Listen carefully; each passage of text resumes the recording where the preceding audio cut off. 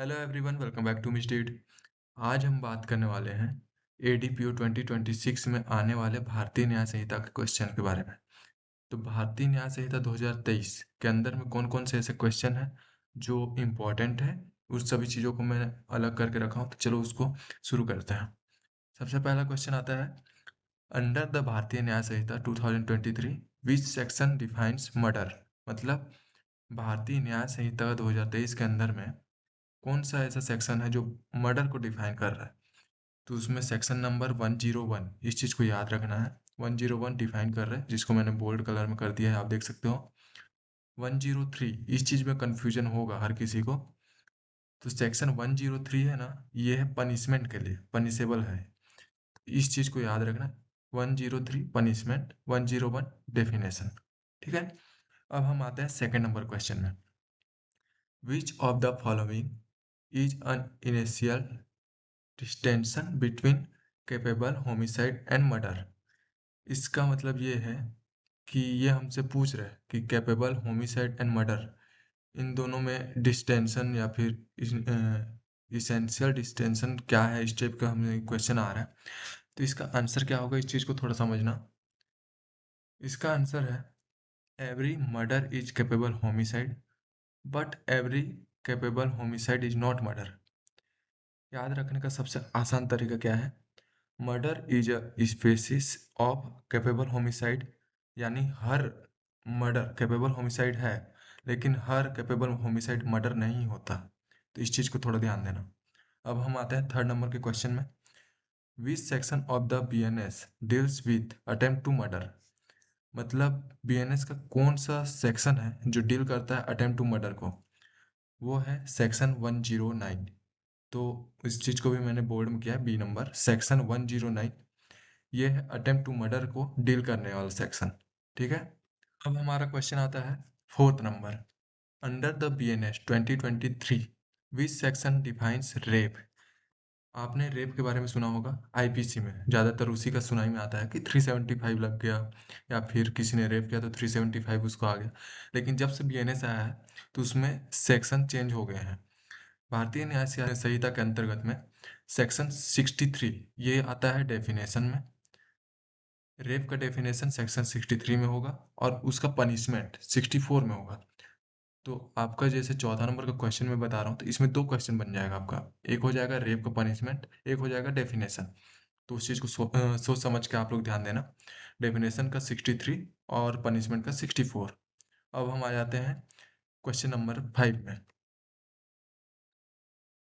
पांचवें number question में क्या पूछ रहा है, ए सूट्स बी। मतलब ए पर्सन है और बी पर्सन है। ए सूट्स B with the intention of killing him, but B survived due to timely medical treatment. Which offense is most appropriately attracted? मतलब ये पूछ रहा है कि ए ने बी को शूट किया, लेकिन बी का सही टाइम में सही जगह इलाज हो गया, जिसके वजह से वो बच गया। तो अब इस तरीके की घटना को हम क्या बोलेंगे। तो इसमें देखो, बात समझने वाली है। इसमें सामने वाला पर्सन बच गया है, जो बी नंबर है वो बच गया है, उसकी जान नहीं गई है, जिसके वजह से ये होगा attempt to murder. Attempt to murder मतलब बी नंबर का आंसर हमारा होगा। इस टाइप का क्वेश्चन मैंने पिछले मतलब एआईबी में देखा था, तो उसी रिलेटेड आएगा, थोड़ा ध्यान देना। और इस टाइप के क्वेश्चन का ज़्यादा तैयारी करके आना। अब हम 6 नंबर के क्वेश्चन में आते हैं। Under the BNS the offence of gang rape is deals with under which section. इसमें गैंग रेप के रिलेटेड क्वेश्चन पूछ रहा है, तो इसमें मैं डायरेक्ट आंसर देता हूँ, सेक्शन 70, मतलब सेक्शन 70 ये आएगा। सेक्शन 70 गैंग रेप के जो आरोपी होते हैं उनके ऊपर लगता है। एडीपीओ में इसका क्वेश्चन आएगा, मेरे को फिक्स लग रहा है, क्योंकि आईपीसी जैसे रिप्लेस हुआ है वैसे अब बीएनएस के क्वेश्चन आने ही वाले हैं, तो उस चीज़ को ध्यान देना। सातवां नंबर क्वेश्चन हमको क्या पूछता है वो देखो। Under the BNS which section deals with theft.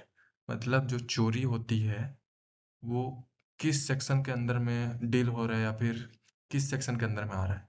तो सेक्शन 303 303 इसके अंदर में थेफ्ट आता है, तो इस चीज़ को ध्यान देना। अब आते हैं 8वें नंबर क्वेश्चन में। डकैती requires the participation of at least how many peoples. मतलब ये डकैती के लिए कितने पीपल्स रिक्वायर्ड है, उस चीज़ को पूछ रहे हैं। जैसे कि इसमें क्या होता है, रॉबरी रॉबरी का मतलब क्या होता है कि 4-5 आदमी से ज़्यादा ही होते हैं, जो किसी घर में जाते हैं, रॉबरी करते हैं, उसके बाद वहाँ के सामान-वामान या फिर किसी को हार्म पहुँचा के वहाँ से चले जाते हैं। तो उसमें कितने पीपल्स से ज़्यादा होने चाहिए या फिर कितने पीपल्स होने चाहिए? तो उसमें होने चाहिए 5। वो चीज़ लिखा हुआ है, आप देख सकते हो बीएनएस में। तो इसमें होगा सी नंबर 5। अब आ जाते हैं 9वें नंबर के क्वेश्चन में। Which of the following constitutes abetment? जो 9वें नंबर का क्वेश्चन है वो हमसे क्या पूछ रहा है, आपको उसको सबसे पहले समझना है। ये पूछ रहा है कि निम्नलिखित में से कौन सी चीजें हैं जो अमेंडमेंट मतलब उकसाने के लिए प्रेरित कर रहा है या फिर किसी क्राइम को करने के लिए हमको उकसा रहा है, उस चीज को बोल रहा है। तो इंस्टिगेशन मतलब क्या होता है, किसी व्यक्ति को अपराध करने के लिए उकसाना या फिर भड़काना।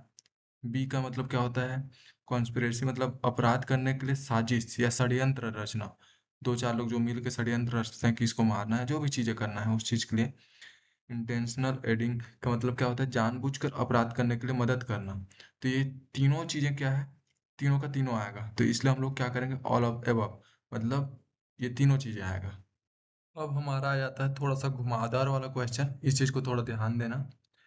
For criminal conspiracy the most essential element is, इसका मतलब क्या है कि क्रिमिनल आपराधिक षड्यंत्र के लिए सबसे जरूरी तत्व क्या है। तत्व बोलने का मतलब सामग्री क्या है या फिर थिंकिंग क्या है, उस टाइप से चीजें पूछा जा रहा है। ए नंबर क्या बोल रहा है, mayor knowledge of an offence, सिर्फ यह पता होना कि कोई अपराध होने वाला है। बी नंबर क्या बोल रहा है, agreement between two or more persons to do an illegal act or a legal act by illegal means, मतलब क्या है, दो या दो से अधिक लोग के बीच समझौता होना या फिर सहमति होना कि कोई लीगल एक्ट करेंगे या कोई इलीगल एक्ट करने वाले हैं लीगल तरीके से। तो ये तो डायरेक्टली समझ में आ रहा है कि आंसर हो सकता है। अब सी नंबर क्या बोल रहे हैं, मेयर प्रिपरेशन मतलब केवल तैयारी करना कि हम अपराध करेंगे उस टाइप का। या फिर d number, presence at the scene of crime मतलब अपराध की जगह पर मौजूद होना। तो सी नंबर नहीं होगा, डी नंबर नहीं होगा, ए नंबर नहीं होगा, तो इसका मतलब कौन सा होगा, बी नंबर। अब हम आ जाते हैं 11वें नंबर के क्वेश्चन में। The principle of common intention primarily deals with, मतलब क्या है कि कॉमन इंटेंशन सामान्य आपराधिक मंशा, ठीक है, इस चीज को समझना। सामान्य एक समान होता है का प्रिंसिपल मुख्य रूप से किससे संबंधित है, क्या चीज से संबंधित है, liability of act done by several person in furtherance of their common intention, ठीक है। मतलब जब कई लोग एक ही कॉमन इंटेंशन एक ही मंशा के साथ कोई अपराध करने के लिए निकलते हैं या फिर आगे बढ़ते हैं, तो वो एक्ट क्या है, जिम्मेदारी हो जाती है, ठीक है, हो सकती है, या फिर लाइबिलिटी, लाइबिलिटी माना जाएगा उस चीज को। एक ही इंटेंशन से 5-6 लोग जाएंगे तो वही होगा ना। तो पहला नंबर तो चलो सही है, बाकी सब चीजें क्या है, liability for negligence only, liability of theft only, liability of a person who was merely present at the scene, मतलब बाकी सब चीजें उतना मायने नहीं रखता। नेग्लिजेंस, थेफ्ट मतलब चोरी, या फिर किसी उस टाइप की जगह पे खड़े रहना ऊपर वाले के जगह, तो ये जो तीनों चीज है ये नहीं होगा, ये तीनों चीज ए नंबर ही होगा। क्वेश्चन को बस समझना है। 12वां नंबर का क्वेश्चन क्या पूछ रहा है, which statement regarding attempt is correct, मतलब ये बोल रहा है हमसे, अटेम्प्ट मतलब होगा कुछ ना कुछ क्राइम ही है, तो अपराध करने का प्रयास या फिर कौन सा स्टेटमेंट सही है, जो हमको ऑप्शन दिया है इसमें से कौन सा स्टेटमेंट सही है, उस चीज को हमसे पूछा जा रहा है। तो पहला क्या है, every preparation amounts to an attempt, पहला का मतलब क्या है कि हर प्रिपरेशन हर तैयारी अटेम्प्ट नहीं होता है। जो बी आंसर है उस चीज को थोड़ा ध्यान देना कि attempt being only after the offense has been completely committed, मतलब ये सिर्फ ये बोल रहा है कि अपराध पूरे होने के बाद अटेम्प्ट नहीं होता है, कोई भी अपराध कर देने के बाद वो अटेम्प्ट नहीं कहलाता।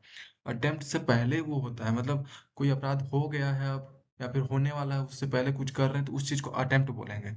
और अपराध हो ही चुका है तो वो तो अपराध ही कहलाएगा ना। अब सी नंबर क्या बोल रहे हैं, attempt involves an act done towards the commission of the offense after preparation, मतलब ये है कि जब व्यक्ति प्रिपरेशन के बाद अपराध को वास्तव में करने की दिशा में कोई एक्ट कर रहा है, तो अटेम्प्ट की तरफ बढ़ता जाता है वो, ठीक है? इस चीज़ को ध्यान देना। तो सी नंबर सही है ये। और डी नंबर में क्या बोल रहा है? Preparation and attempt are always punishable is exactly the same manner.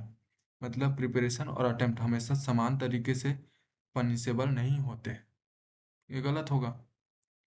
पहला, दूसरा और चौथा गलत है, तीसरा नंबर सही है, तो तीसरा नंबर सही होगा। क्वेश्चन क्या बोल रहा है बस वही समझना है अपन को, बाकी सभी चीज़ें ठीक है। बाकी thank you so much for watching. मैं इसके और भी इंपॉर्टेंट क्वेश्चन लाने वाला हूँ, क्योंकि लंबा वीडियो हो जाता है, इसलिए मैं छोटे छोटे वीडियो में ला रहा हूँ अभी। बाकी thank you so much for watching, bye.